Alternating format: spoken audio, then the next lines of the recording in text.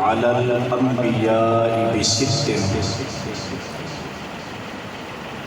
أوتيت جوامع الكلم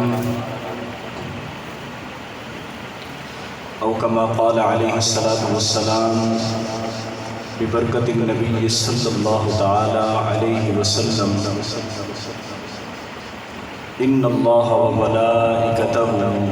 يصلون على النبي يا أيها الذين آمنوا صلوا عليه وسلموا تسلیما۔ تمامی احباب محبت و عقیدت کے ساتھ آقا دو عالم نور مجسم شفیع معظم سید الانبیاء صلی اللہ علیہ وآلہ وسلم کی ذات پر درود و سلام کا نذرانہ پیش کرتے ہیں۔ الصلاۃ والسلام علیک یا سیدی یا رسول اللہ وعلی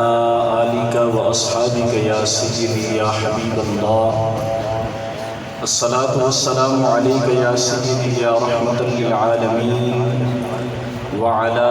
آلک واصحابک یا سیدی یا شفیع المذنبین۔ اللہ تبارک و تعالیٰ کی حمد و ثنا اور اس کے پیارے حبیب آقا دو عالم نور مجسم شفیع معظم صلی اللہ علیہ وآلہ وسلم کی ذات والا صفات پر ہدیہ درود و سلام پیش کرنے کے بعد آج کی اس خوبصورت بزم کے اندر اور خوبصورت محفل کے اندر تشریف لانے والے انتہائی معزز اور مقتدر علماء کرام، بزرگان دین، علماء اہل سنت اور عوام اہل سنت، السلام علیکم ورحمۃ اللہ وبرکاتہ۔ یہ مجھ نچیز کی خوش نصیبی ہے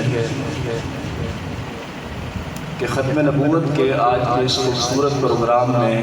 مجھ ناچیز کو بھی حصہ شامل کرنے کا موقع دیا گیا ہے، اور بحیثیت حضور کا امتی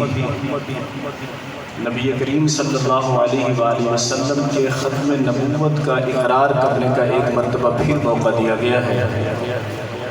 اللہ تبارک و تعالی مجھ ناچیز کی حاضری کو اپنی بارگاہ میں قبول فرمائے، اور جتنے بھی حاضرین یہاں تشریف فرما ہیں جو اپنی نیند کو، اپنے آرام کو، راحت کو چھوڑ کر، اپنی مصروفیات کو چھوڑ کر نبی کریم صلی اللہ علیہ وآلہ وسلم کا ذکر سننے کے لیے تشریف لائے ہیں، اللہ تعالیٰ سب کا آنا اپنی بارگاہ میں قبول فرمائے۔ چونکہ علماء کرام کا جمع غفیر ہے،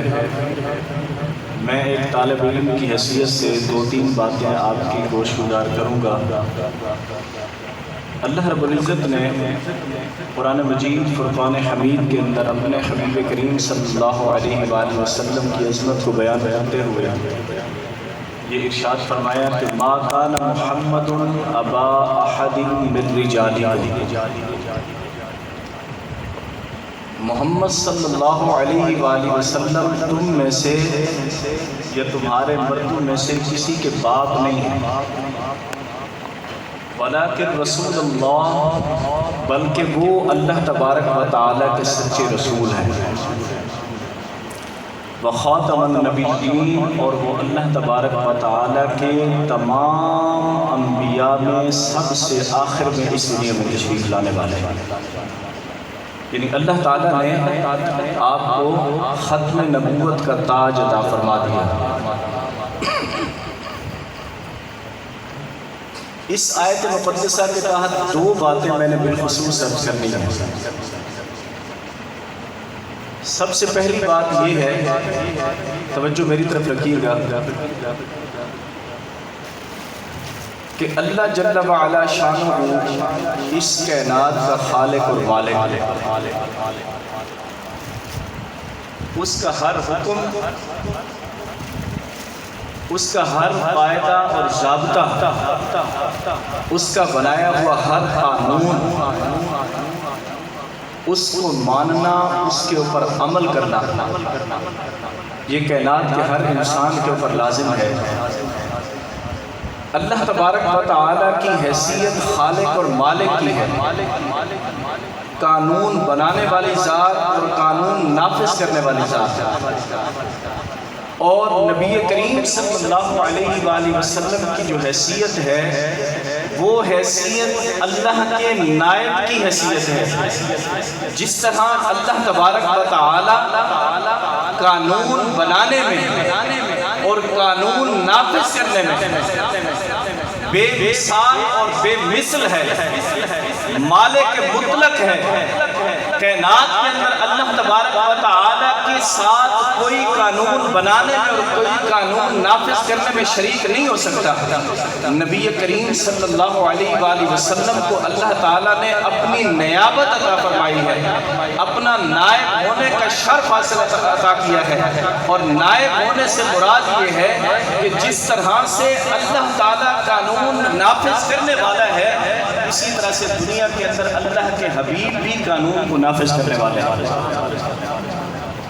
گویا کہ جب حضور فرمائیں کہ یہ کام کرنا ہے تو اس کا مطلب ہے یہ حکم رب تعالیٰ کا ہے۔ جب نبی کریم صلی اللہ علیہ وآلہ وسلم کسی چیز کی خبر دیں تو اس سے مراد یہ ہے کہ یہ خبر اللہ کی طرف سے ہے۔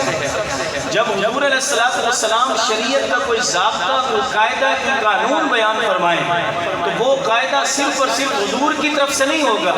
بلکہ اس میں اللہ تبارک و تعالیٰ کی رضا بھی شامل ہوگی، اس لیے کہ اللہ نے اپنے حبیب کو اپنا نائب بنا کر اس دنیا کے اندر مبعوث فرمایا ہے۔ تو پہلی تو یہ بات کہ نبی کریم صلی اللہ علیہ وآلہ وسلم کا جو حکم ہے، آپ کا حکم، آپ کی طرف سے آنے والی خبر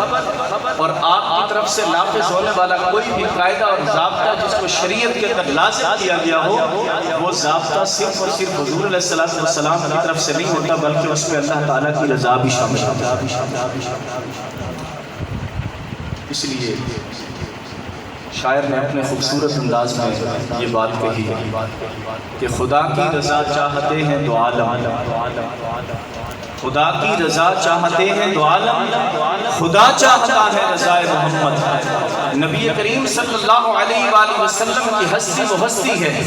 کہ پوری کائنات کا ہر انسان اور ہر مخلوق اللہ رب العزت کی رضا کے لیے، اللہ تعالیٰ کو راضی کرنے کے لیے ہر لمحے یہ فکر دامن گیر ہوتی ہے ہر مخلوق کو اللہ تبارک و تعالیٰ مجھ سے راضی ہو جائے، لیکن اللہ تبارک و تعالیٰ نے اس امت کو یہ راستہ عطا فرمایا ہے کہ اگر مجھے راضی کرنا چاہتے ہو تو میرے حبیب کریم صلی اللہ علیہ وسلم کے دروازے پہ آ جائے۔ قرآن مجید فرقان حمید کے اندر اللہ تبارک و تعالیٰ نے اپنی رضا کے ساتھ اپنے حبیب کی رضا کو کئی مقام پر شامل فرمایا ہے۔ جو کام حضور نے کیا ہے اللہ نے فرمایا یہ اللہ نے کیا ہے۔ مثلا قرآن مجید فرقان حمید کے اندر اللہ تبارک و تعالیٰ نے سورہ فتح کے اندر ارشاد فرمایا ان الذین یبایعونک انما یبایعون اللہ، کہ اے حبیب کریم صلی اللہ علیہ وسلم،